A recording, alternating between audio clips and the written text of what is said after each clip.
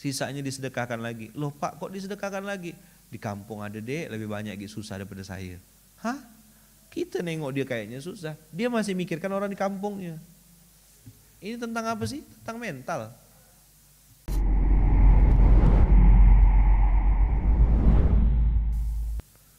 Orang-orang yang menginfakkan hartanya karena riya atau pamer itu, dia tidak beriman kepada Allah dan hari akhir, perumpamannya seperti batu licin yang di atasnya ada debu. Lalu batu itu diguyur hujan lebat, sehingga tinggallah batu licin itu kembali.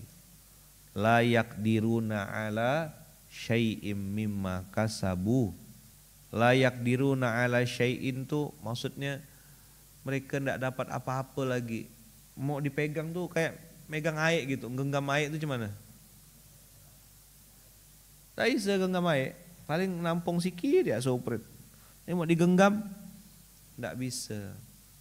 Padahal orang mati salah satu cita-citanya ke dunia ini pengen sedekah. Nah satu-satunya senjata yang diandalkan sedekahnya itu pun batal sedekahnya.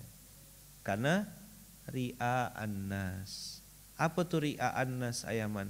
Riya tuh gini, riya tuh dari kata-kata ro'ayaro artinya pengen dilihat. Jadi kalau ada orang bersedekah berharap dilihat orang, nah itu masuk kategori riya. Supaya ndak gitu gimana ya man? Nah minta sama Allah, ya Allah bantu saya, bimbing saya supaya bisa lebih banyak sedekah diam-diamnya daripada terang-terangannya. Karena riya itu pengen dilihat. Kalau sum'ah itu pengen didengar. Beda jauh tuh. Kalau riya pengen dilihat, kalau sum'ah pengen didengar. Oh si fulan itu bagus loh, ininya. Kita ada dengar sayup-sayup orang puji-puji kita. Dalam hati kita bilang, Masya Allah ana ini, Masya Allah memang ana ini. Ana sering banget kagum sama diri ana sendiri. Nggak cukup kayaknya cium tangan ini, cium kaki lah gitu. La yaqdiruna ala syai' mimma kasabu wallahu la yahdil qaumal kafirin. Selesaikah ayat ini? Belum, masih Allah kasih lagi clue-nya. Wa mathalul ladzina yunfikuna amwalahum ibtigha'a mardatillah wa tathbitan min anfusihim kamathali jannatin birabwatin asabaha wabilun fa'atat ukulaha di'fain. Tapi orang yang menginfakkan hartanya hanya the one and only untuk mendapatkan ridha Allah. Wa tathbitan min anfusihim, dan memperteguh jiwa mereka. Bayangkan tuh kalimatnya tuh, tathbitan min anfusihim. Jadi sebenarnya Bang Aka, sedekah tuh bukan mengeksiskan orang lain. Berbagi, berinfak, ya, melawan kepelitan ekstrim dalam diri kita itu tathbitan min anfusihim. Hanya menegaskan saja posisi kita tuh kayak apa. Kalau memang kau aslinya baik, miskin ke kaya ke tetap baik, insya Allah begitu. Tapi kalau memang dah dasarnya pelit, mau miskin ke mau kaya ke tetap aja pelit. Kan gini, ada orang bilang gini, Ustadz dia tuh enggak bisa sedekah tuh karena miskin Ustadz. Nanti kalau udah kaya insya Allah dia berbagi, meramput. Saya kok enggak percaya kaidah itu. Karena miskin dan kaya itu Abang Kak, sebenarnya ini boleh setuju boleh enggak ya, bukan tentang nominal uang yang dipegang, tapi tentang mental. Ada loh orang tuh, mohon maaf ya, udahlah miskin, sangat dermawan. Saya kan cerita tentang guru ngaji kampung tukang gali kubur yang dia cuma ngambil kopi, gula sama susu, sisanya disedekahkan lagi. Loh Pak, kok disedekahkan lagi? Di kampung ada dek, lebih banyak gitu susah daripada saya. Hah? Kita nengok dia kayaknya susah, dia masih mikirkan orang di kampungnya. Ini tentang apa sih? Tentang mental. Tasbita min anfusihim kamathali jannatin birabwah, seperti sebuah kebun di dataran tinggi yang disiram oleh hujan yang lebat. Lalu kebun itu menghasilkan buah-buahan 2 kali lipat. Asabaha wabilun fa'atat ukulaha di'fain. Fa illam yusibha wabilun fatal. Kalau ndak hujan lebat menyiraminya, hujan gerimis pun sudah Cukup wallahu bima ta'maluna basir.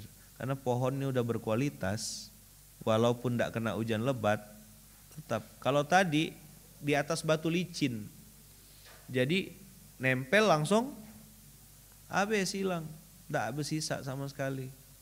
Wallahu bima ta'maluna basir. Allah maha melihat apapun yang kau kerjakan. Wah, ini pertanyaan tentang future ya.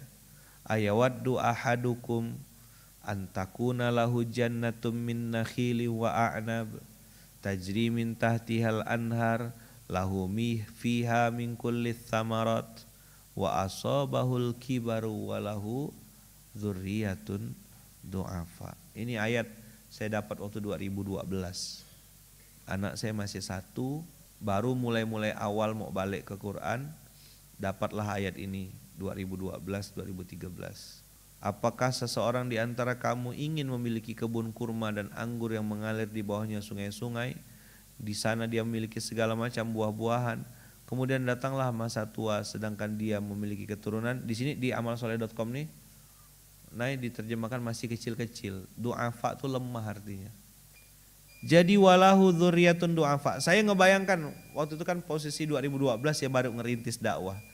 Saya bilang, nanti ini akan ada masanya nih, saya akan sampai di ini. Tapi kekhawatirannya tuh abang kakak, lingkarannya tuh besar lagi. Dulu sekedar gimana nih bisa program memuliakan anak yatim nih diterima oleh orang. Nah sekarang dengan izin Allah sudah banyak program-program yang bagus-bagus, bahkan lebih bagus daripada program-program Munzalan untuk memakmurkan masjid dan segala macam. Apa yang menjadi next pemikiran selanjutnya? Bagaimana anak-anak cucu keturunan kita ini bisa selamat dan bisa bebas dari riba dan segala macam. Maka terpikirlah kawasan wakaf produktif. Tanahnya wakaf, di atasnya dibangun rumah-rumah, perumahan, disewakan, ya kan, tidak dimiliki tapi boleh dipakai sehingga anak cucu keturunan kita tidak kena riba. Bisa mendoakan kita di kuburan. Kita udah masuk kuburan nih, anak cucu kita ngedoakan dari rumah yang tidak ada ribanya. Anak kita di mungkin 10 atau 25 tahun akan datang, dia sholat, dia berdoa, tapi dia berdoa dari dalam rumah yang ada KPR ribanya. Gimana dir? Wa asabahul kibaru walahu dzurriyyatun du'afa. Nggak usah dulu jauh-jauh mikirkan anak cucu keturunan. Yang sekarang aja untung ada rumah wakaf. Begitu cicilan naik mulai bingung. Gimana bayarnya nih ayaman? Gimana bayar cicilan rumah nih? Ini ayat terang benderang. Kebun kurmanya mengalir di bawah sungai-sungai. Berarti harus ada trigger nih, pemacu semangat nih. Aku tak bisa nih.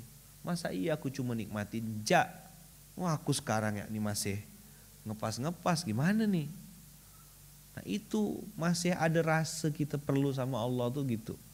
Ada rasa kita tidak boleh cepat puas dengan achievement atau pencapaian yang kita ini kan. Terus bergerak. Fa asobaha i'sarun fihi narun fahtaraqat. Nauzubillah min dzalik. Kebun yang tadi itu bagus-bagus ditiup angin kencang yang mengandung api lalu terbakar.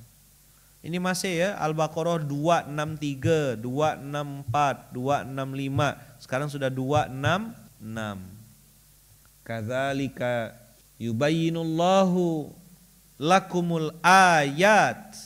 Begitulah Allah menjelaskan perumpamaan-perumpamaan itu. Endingnya lihat, la'allakum tatafakkarun.